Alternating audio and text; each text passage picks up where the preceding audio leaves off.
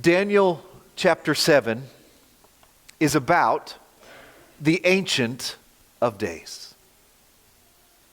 Daniel chapter 7 is about the Ancient of Days. As all the other chapters that we've studied so far in Daniel, this chapter is about who God is and what He is doing. And the main name for God in Daniel chapter 7 is the Ancient of Days. You'll notice that we've sung that phrase already this morning in our opening hymn. This name appears in verse 9, verse 13, and verse 22. And this is the only place in the whole Bible where that particular name for God shows up. And when something only shows up once, you pay attention to see why is it there. The Ancient of Days. The one who is from all eternity. The eternal God, which is mind-blowing, right? Just thinking about the concept of eternity, forever and ever and ever, always was, always is, always will be. That's a mind blower. And this is a person who is eternal, a person who is the Ancient of Days. Keep your eyes on the Ancient of Days. That's important to keep in mind as we read Daniel chapter 7, because even though it's kind of obvious, it's also kind of easy to miss. Because we can so easily begin to focus on the other wild and wonderful things that also show up in Daniel chapter 7. I mean, did you listen when Keegan read? Were you going, what? Huh? It's so easy to focus on the other things in Daniel chapter 7. As with the rest of this book, the point of Daniel 7 is not Daniel, the wise man. He is in Daniel chapter 7. Daniel is actually the one human character that carries through the last half of this book. The four big visions of Daniel. But Daniel the wise man would be the first to say that Daniel 7 is not about Daniel the wise man. He's wise that way. And it's also not about these beasts. They're there, and they are terrifying, but they are not the point. And correctly identifying who these beasts are in real life is also not the point. As interesting and edifying as it may be to try to piece it all together, the fantastic beasts of Daniel 7 are not the point of Daniel 7. And neither is the identity of the little horn in verse 8 and verse 11 and verses 20 through 26. I'll tell you what I think that is, but whatever it is not the point of Daniel 7. What is the point of Daniel 7? The Ancient of Days. Keep your eyes on the Ancient of Days. And, yes, there is one other character that Daniel 7 is all about, and that's especially true because of his special relationship with the Ancient of Days. We will see that in due course. Keep your eyes on the Ancient of Days as we study Daniel chapter 7. Daniel chapter 7 tells the story of a horrific and hope-filled dream that Daniel had. We've read about a bunch of dreams so far in the book of Daniel, but they were all the dreams of a king. But now it's Daniel's turn to dream. Let's look together at verse 1. In the first year of Belshazzar, king of Babylon, Daniel had a dream. And visions passed through his mind as he was lying on his bed. He wrote down the substance of his dream. Now, we've reached the second half of the book of Daniel, and it's going to be very different in some ways from the first half. The first half, the first 6 chapters, there's 12, the first 6 chapters were full of stories, especially stories about kings and their courts, right? Nebuchadnezzar and Belshazzar and Darius. Now, the second half, the last 6 chapters, are going to be full of prophetic visions, Four major revelatory visions, all seen by Daniel the wise man. Chapter 7, chapter 8, chapter 9, and then chapters 10 through 12 contain the four visions. These chapters have a different vibe, a different feel to them. If you thought the first 6 chapters were wild, hold on to your seats, okay? And yet, this is not a different book. This is the same book. It has the same author. It has the same themes. It has the same message, the King of Kingdoms. And it has the same 2 languages. Remember how we said that Daniel was written in 2 cousin languages, right? Hebrew and what? Aramaic, right? Which was the international language of the day. We said there are 6 chapters written in Hebrew and 6 chapters in Aramaic. What language is chapter 7 written in? Anybody know? Anybody looking at your footnotes and we're thinking ahead? It's in Aramaic. Chapter 1 was in Hebrew. Chapters 2 through 7 are in Aramaic. And one of the things that does is show us that this is all one book, right? The Aramaic goes over into the second half of the book, tying it together. Chapter 7 is the hinge chapter that this whole book turns on. Of course, there were also visions in the first half. Chapter 7 is a lot like chapter 2. We will see how the dream of Daniel in chapter 7 reminds us a lot of the dream of Nebuchadnezzar back in chapter 2. Now, when was this dream? Verse 1 says that it was in the first year of Belshazzar, king of Babylon. Okay, put on your thinking caps. Chapter 7 then must be a flashback, right? It takes place before which chapters that we've already read? Is it before chapter 6? Yes, that was King Darius the Mede, right? Belshazzar is before that. Is it before chapter 5? Yes, because that was King Belshazzar's last day as king. His feast was, with the writing on the wall, on the day he died in October of 539 BC. Daniel had this dream before chapter 5. After chapter 4 and before chapter 5, probably about 14 years before chapter 5. The first year of King Belshazzar was probably 553 BC. Daniel was, how old was Daniel in 553 BC? Some of you guys are all math wizards, right? You've already figured it out. What is it? Okay, he was 80 in chapter 6, or around 80, okay? This is about 15 years before, so he's 65, 66, 67, somewhere in there. Kind of middle-aged Daniel, right? Perhaps retired for his first time, trying to live a quiet life, praying 3 times a day and living for the glory of God and the good of his people. This was kind of that time period where he was forgotten, perhaps, not in charge of anything. And one night, between chapters 4 and 5, Daniel had a dream. And it was a doozy. This dream shook Daniel to his core. And it was clearly from God. I don't know exactly how he knew, but he knew that this dream was a revelation. And so he wrote it down. Look at verse 2. Daniel said, "In my vision at night I looked, and there before me were the 4 winds of heaven churning up the great sea. 4 great beasts, each different from the others, came up out of the sea."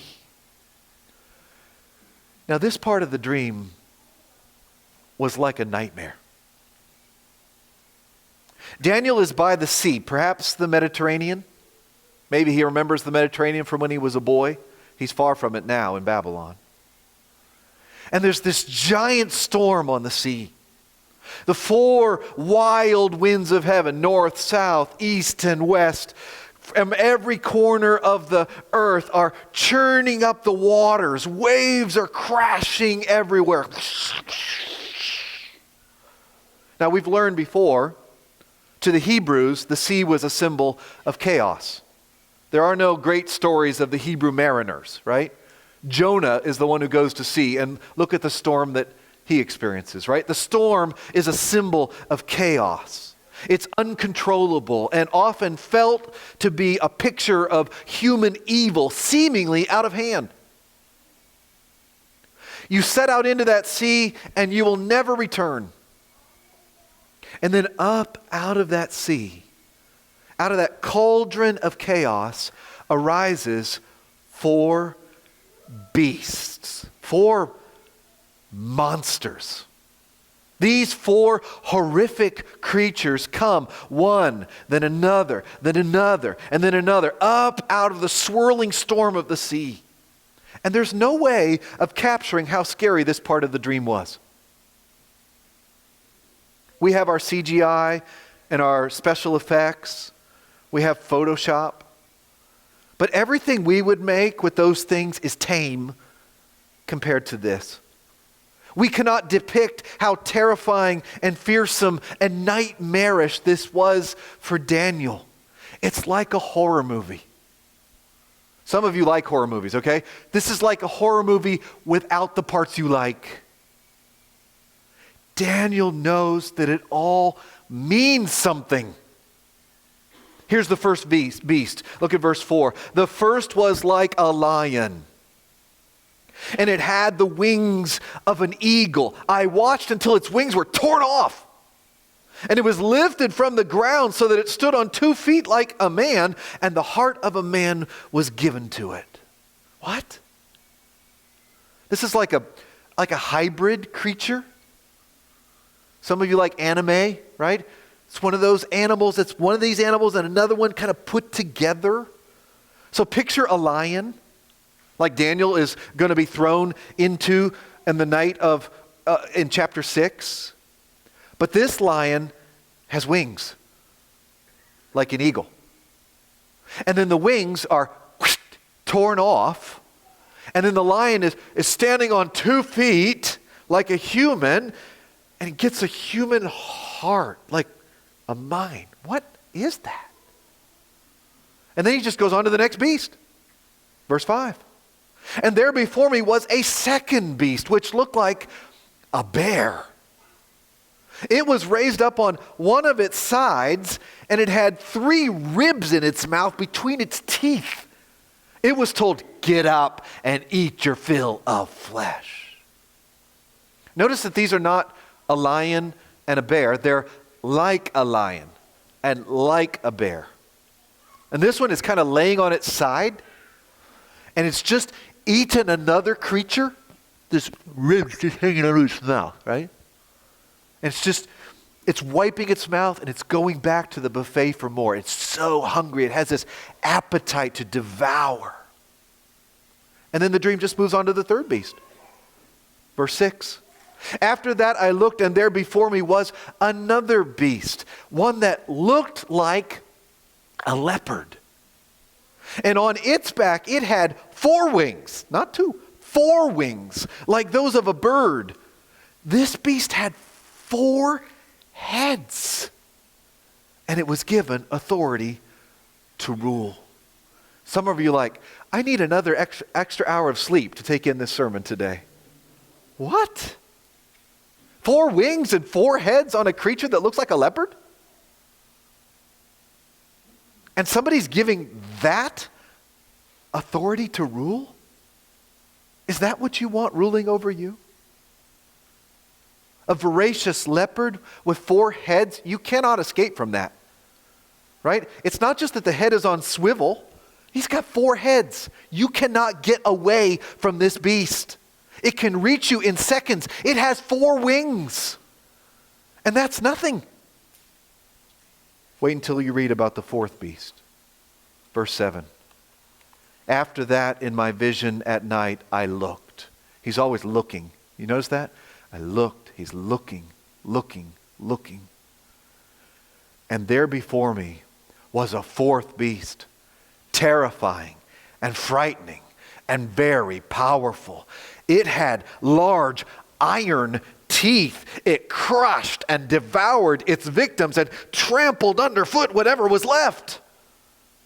It was different from all the former beasts, and it had 10 horns. Are you scared yet? You're supposed to be. Daniel was. Now he knows this is all symbolism, okay? This is not saying that there will be these kind of creatures arising from the sea like Godzilla, right? Or something like that. That's not what he's saying. But he knows that all these symbols mean something.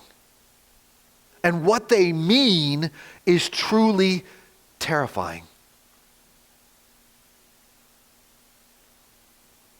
What kind of animal is this fourth beast like? That's a trick question. I'm glad you looked down at your Bible to see. It's not like anything. He can't come up with an animal to liken this beast to.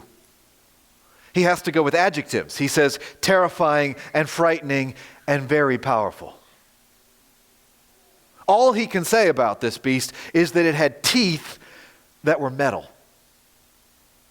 They were made of iron. What kind of a beast has iron teeth? What he says is this one is different.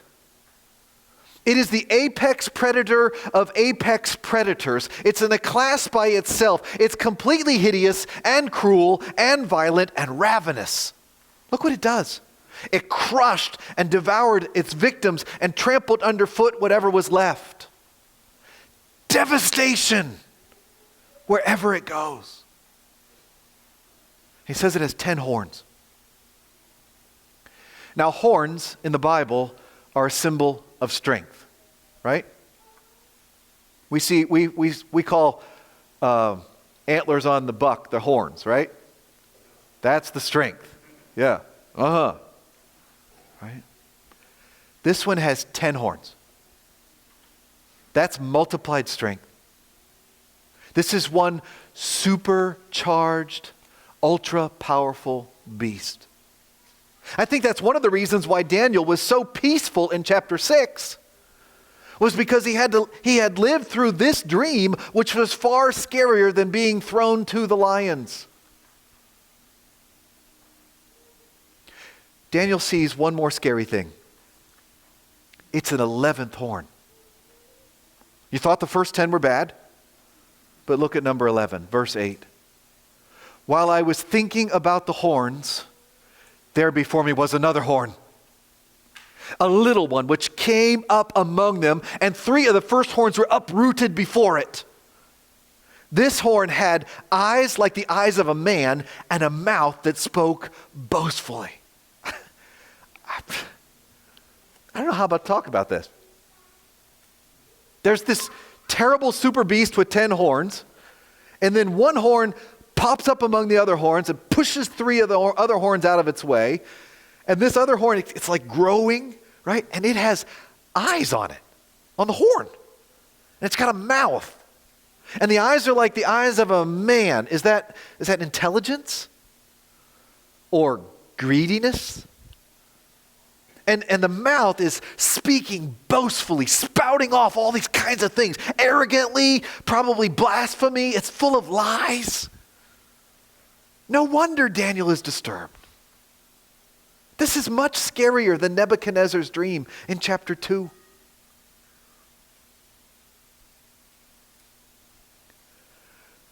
But this chapter is not about the beasts. This chapter is about what, church? The Ancient of Days. In verse 9, everything changes. Okay? You don't wipe away what you've seen, but all of a sudden, it almost doesn't matter. Look at verse 9. As I looked, there he's looking again. As I looked, thrones were set in place, and the Ancient of Days took his seat. His clothing was as white as snow. The hair of his head was white like wool. His throne was flaming with fire, and its wheels were all ablaze. A river of fire was flowing, coming out from before him. Thousands upon thousands attended him. 10,000 times 10,000 stood before him. The court was seated, and the books were opened. Keep your eyes on the Ancient of Days. I have 3 points this morning to try to summarize this chapter, and here's the first one. The Ancient of Days was, is, and always will be God enthroned over all. Daniel has seen these terrible beasts in this terrible storm, but then he sees this throne room with the Ancient of Days seated on the throne. It emphasizes that he's seated. Did you see that? It says it in verse 9. He says it again in verse 10. He took his seat. This is a picture of ultimate authority. Eternal ultimate authority. This person is the judge. How does he feel about these animals, these beasts? He's unbothered by them.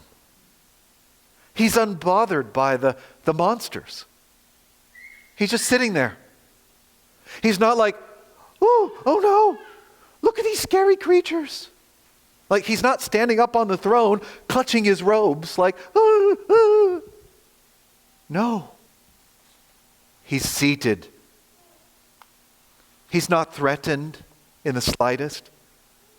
In fact, he's the most threatening person in this story.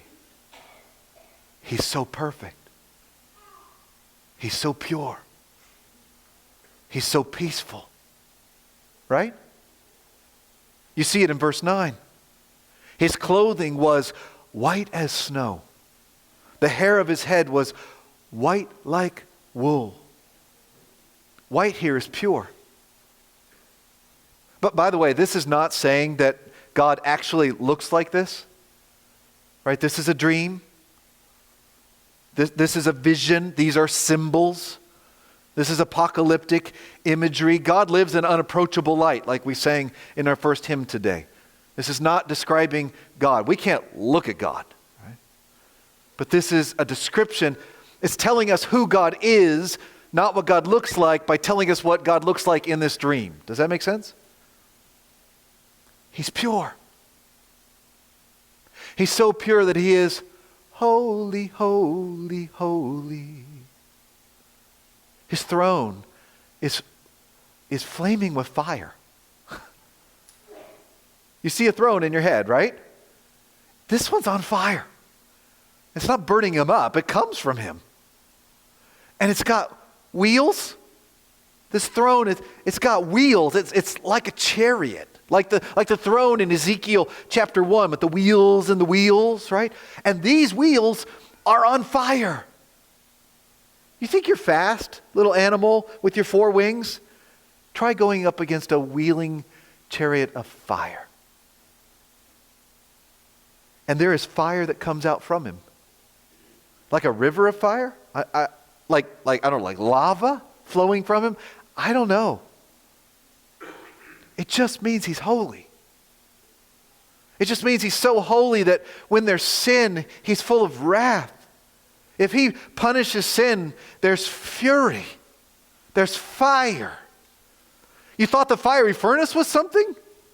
He's got fire coming out of his throne. And the whiteness of his hair, that probably doesn't just symbolize purity, but age. He's the Ancient of Days. He's forever old. And he's forever wise. The whiteness of his hair probably illustrates his wisdom as well. Nothing escapes him. He always knows what to do. He always knows what is right. He's furious against evil, and he's always been this way. And he always will be. You get the picture? Like, long before anything, he was like this. And after everything, he'll still be like this. He's the Ancient of Days. And he is seated on his throne. He's surrounded by angels or saints. We're not sure who these attendants are. Probably angels. Verse 10, thousands upon thousands attended him. 10,000 times 10,000 stood before him. I don't think that just means there was 100,000. I think it means an uncountable number. There's angels everywhere. And every one of their eyes is on him. Every eye seeing what he says, every ear is hanging on his every word. He is glorious, he is majestic, and he always has been, and he always will be.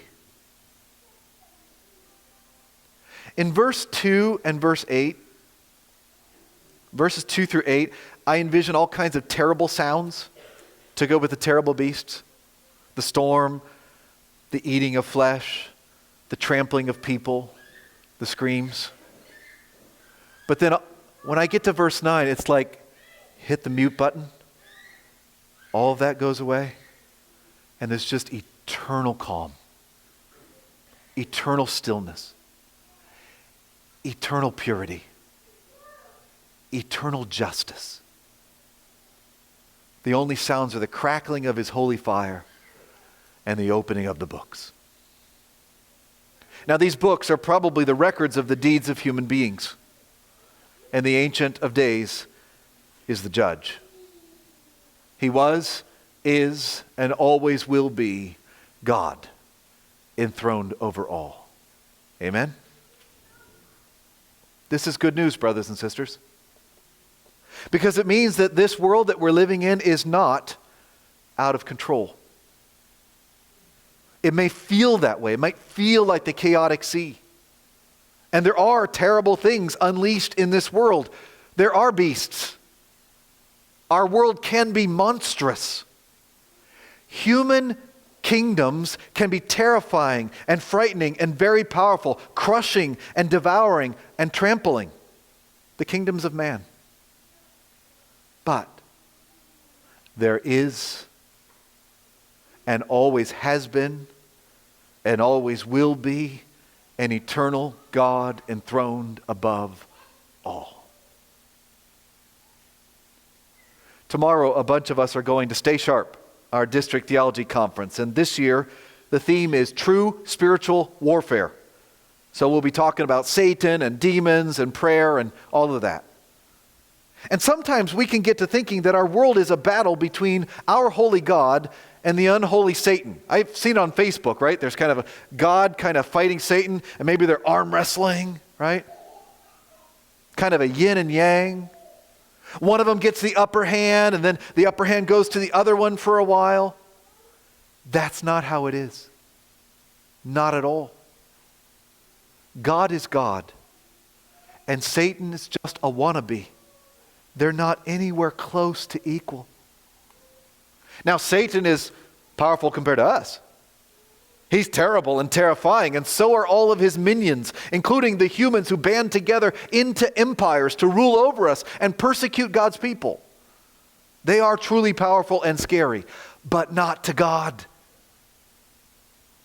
Not to the Ancient of Days. He was, is, and always will be enthroned over all. And he's going to do something about all this evil. He's going to judge it. That's the point of verse 11.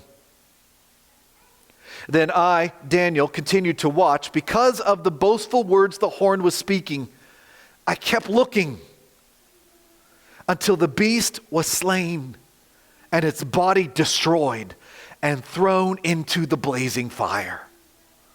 The other beasts had been stripped of their authority, but were allowed to live for a period of time. See how Daniel keeps looking into his visionary dream? It's kind of like a split screen, right? Like up here's the Ancient of Days, peaceful and powerful, holy, majestic, wise, pure, just. And down here on this screen is that 11th horn on the terrible fourth beast still mouthing off. Maybe on mute, maybe you turn it on, you hear him again, you put him on mute, then you hear him again. And then the Ancient of Days steps into the lower screen and judges the beast so that it dies, and it's thrown into the fire that was coming out of his throne. The beast is dead. Totally dead. Burnt to a crisp and gone. Suddenly, supernaturally, spectacularly. And it's final. The other beasts, the first three, had already lost their authority but had been allowed to hang around in some way, perhaps after they were devoured up in part of the fourth beast. But this is final. This is decisive. The Ancient of Days wins. And then he turns around and he gives away his kingdom. And that's, if I can say it, this is even more wild than anything we've seen so far. Look at verse 13. In my vision at night, I looked. So here's dream part 3. Part 1's the horror movie, right? Part 2 is the Ancient of Days. Now here's part 3. I guess maybe part 3 was the destruction of the beast, okay? The fourth beast. Maybe this is part 4, okay? However you want to count it. Look at here. And there before me was one like a son of man, coming with the clouds of heaven. He approached the Ancient of Days. Is he burned up in the fire? No. He approached the Ancient of Days and was led into his presence. Now, say it with me now, everybody. Say it with me, church. Daniel 7:14. He was given authority, glory, and sovereign power. All peoples, nations, and men of every language worshiped him. His dominion is an everlasting dominion that will not pass away, and his kingdom is one that will never be destroyed. This person that approaches the Ancient of Days is the furthest thing from a beast there ever was. He's not like an animal, right? He's like a son of man. That means he seems human. But he also seems heavenly, right? He rides on the clouds. Nobody rides on the clouds but God. So he seems human and he seems divine at the same time. And he's allowed into the presence of the Ancient of Days, and he's welcome there. He doesn't cower. He's not afraid. It's not like, okay, I'm gonna get close to the Ancient of Days.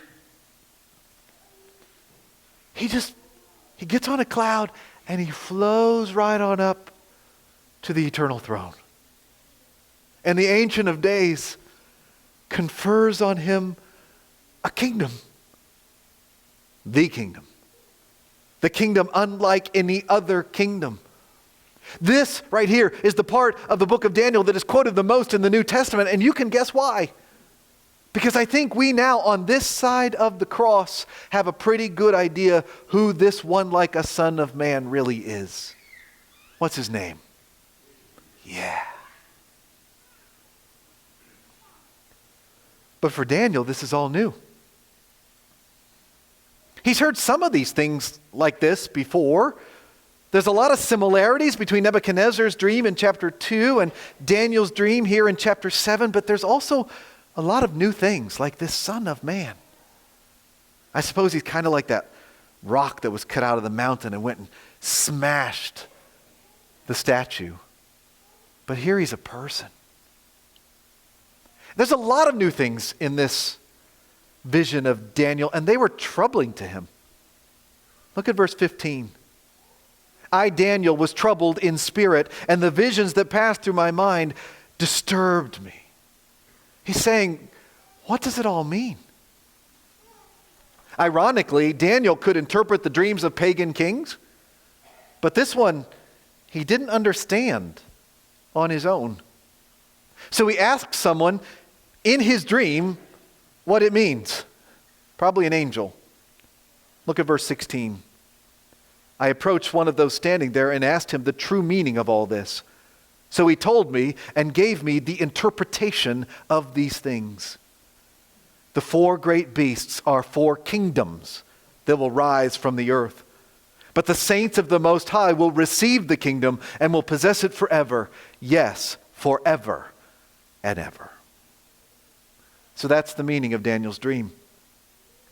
Those two verses capture the true meaning in just a few short words. The four beasts are not monsters who are going to be unleashed on the earth, Godzilla-like. They are four kingdoms. Four kingdoms. Now, what does that remind you of? Nebuchadnezzar's dream of the statue, right? Remember, there were four parts to the statue with four different metals, right? Head of gold, chest of silver, belly of bronze, legs of iron, and 10 toes of iron and clay. Do you remember that? I know it's been a couple months. We learned back in January that they were all kings and kingdoms.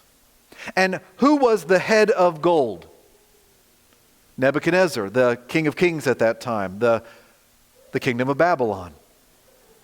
So here we have four beasts that are also four kings and their kingdoms according to the angel of in verse 14.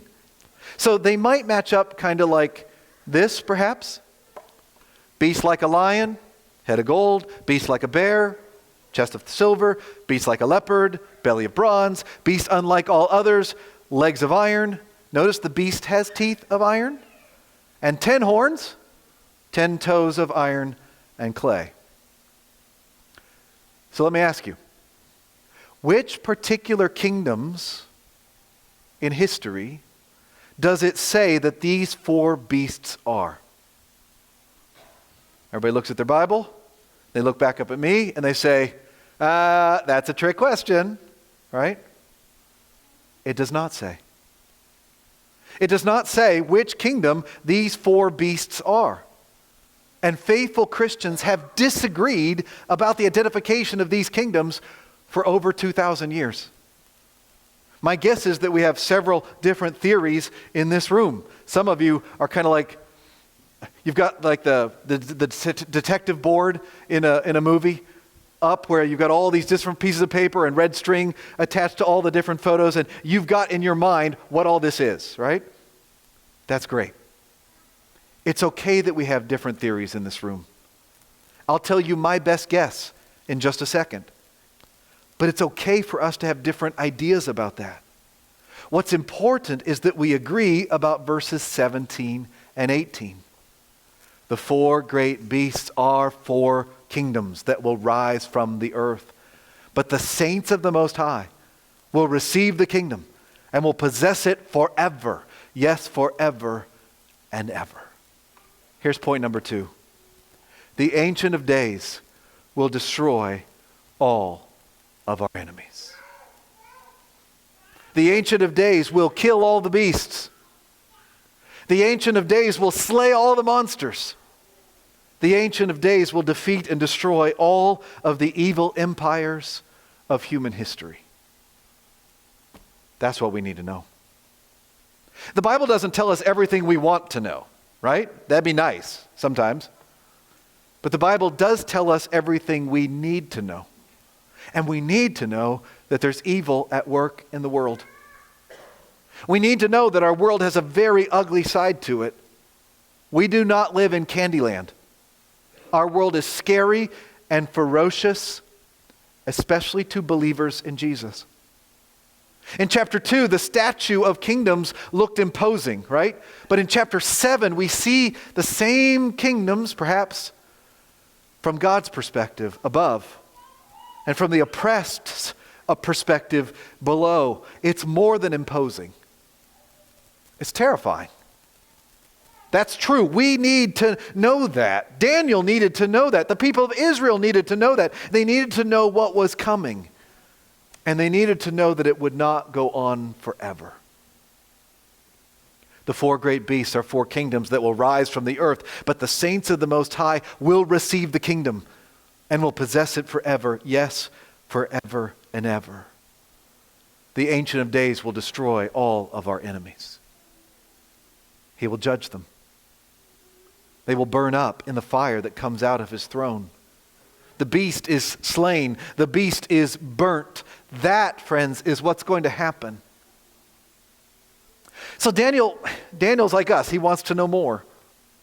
He's trying to wrap his mind around what he's heard, especially that fourth beast, the different one. What's going to happen? Look at verse 19. Then I wanted to know the true meaning of the fourth beast, which was different from all the others and most terrifying, with its iron teeth and bronze claws. Ooh, that's a new detail, isn't it? Bronze claws. The beast that crushed and devoured its victims and trampled underfoot whatever was left. I also wanted to know about the 10 horns on its head and about the other horn that came up before which 3 of them fell, the horn that looked more imposing than the others and that had eyes and a mouth that spoke boastfully. As I watched, this horn was waging war against the saints and defeating them.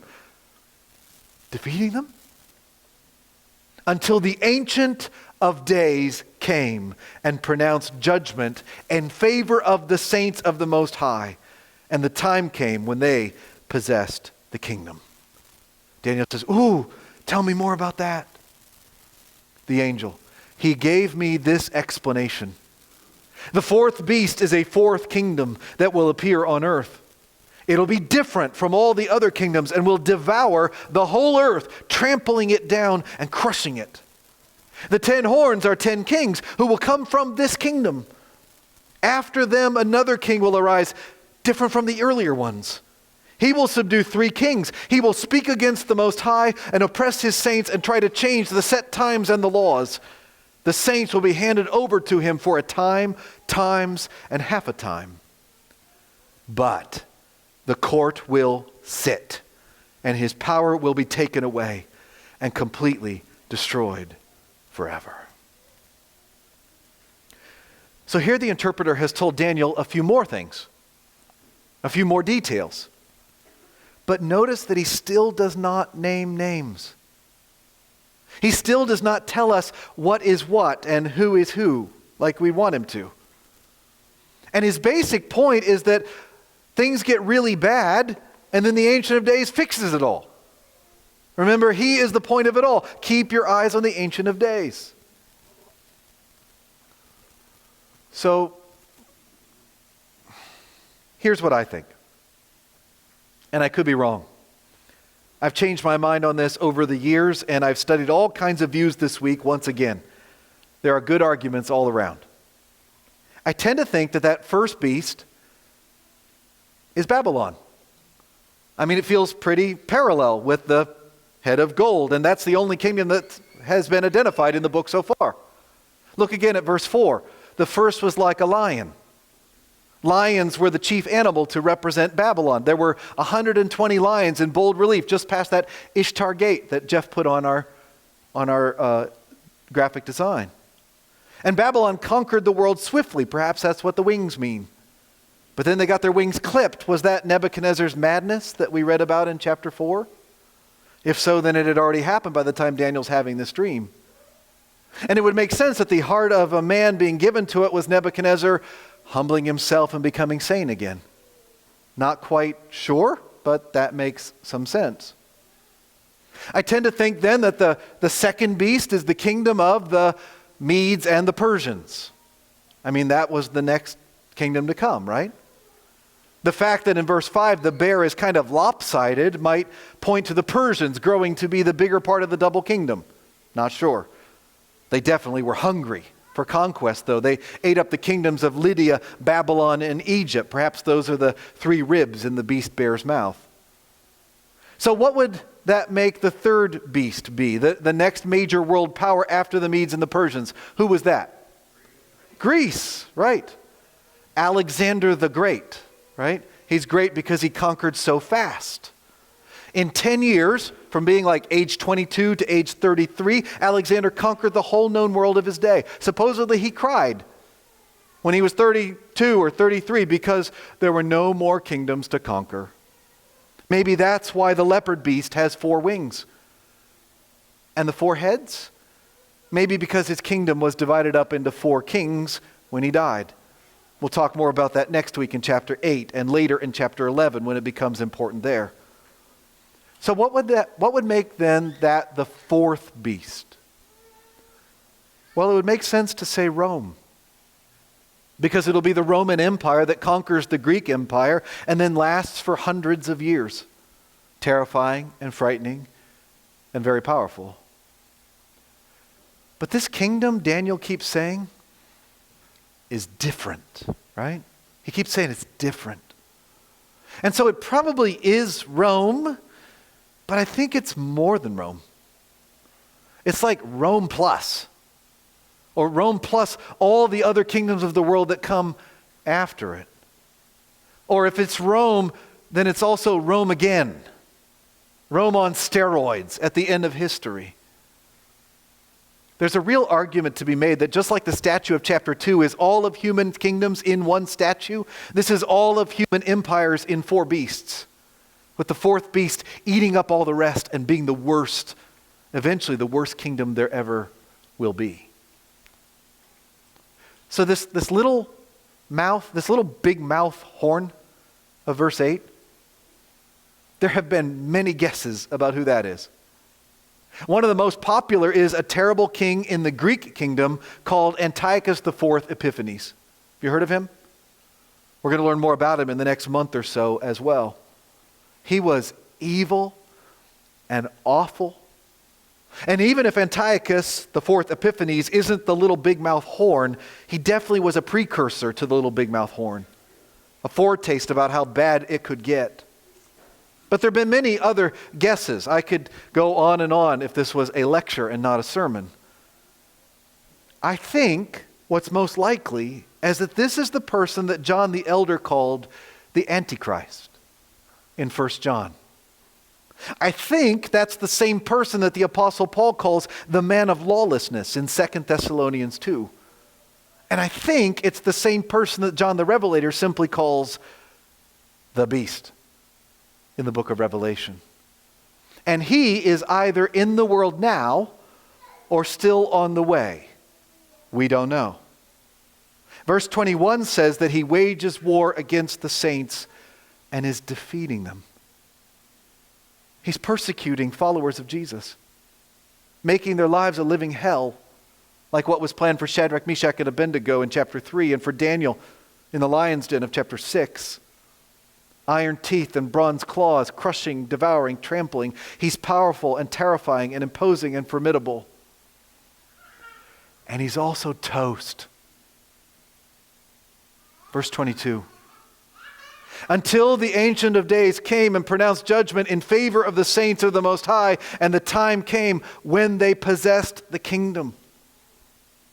This dream is not about the little big mouth horn. It's about the Ancient of Days. If you can't see that, keep looking. Keep looking. Just like Daniel, keep looking. Keep looking. Keep your eyes on the Ancient of Days. I know it feels sometimes like there are too many kings with too much power over us. Some Christians in this world are at the mercy of kings with no mercy. John just told us about these Christians in Syria who are being persecuted. It's going to get worse. But at the same time, we have nothing to worry about. Because the Ancient of Days will destroy all of our enemies, including the worst ones ever. Everything is going to be made right. And it will be sooner than it seems. In verse 25, after it gives some more detail about the 10 horns, is that like the 10 toes from chapter 2? The 10 kings and the 3 kings that are tossed out for the one worst king, it says this: the saints will be handed over to him for a time, times, and half a time. Now there's all kinds of theories about that one too. It could simply just mean 3.5 years. A year, 2 years, half a year.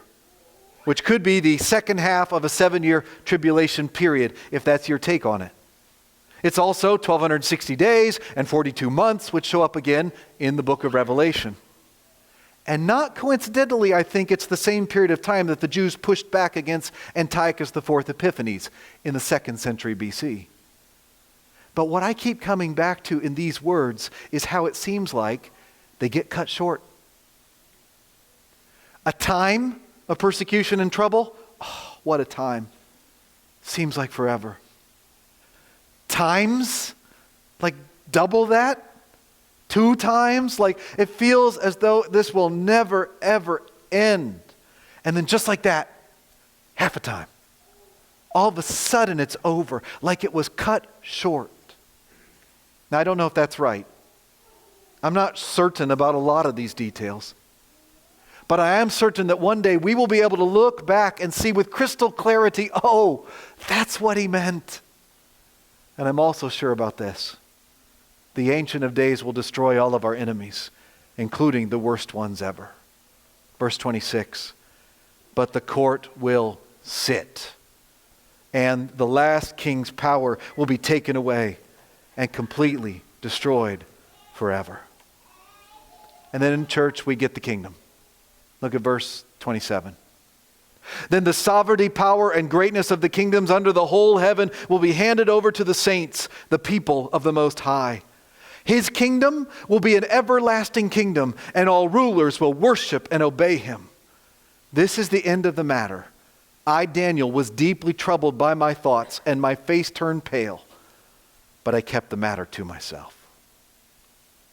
I'm glad Daniel wrote it down for later, so we could study it today.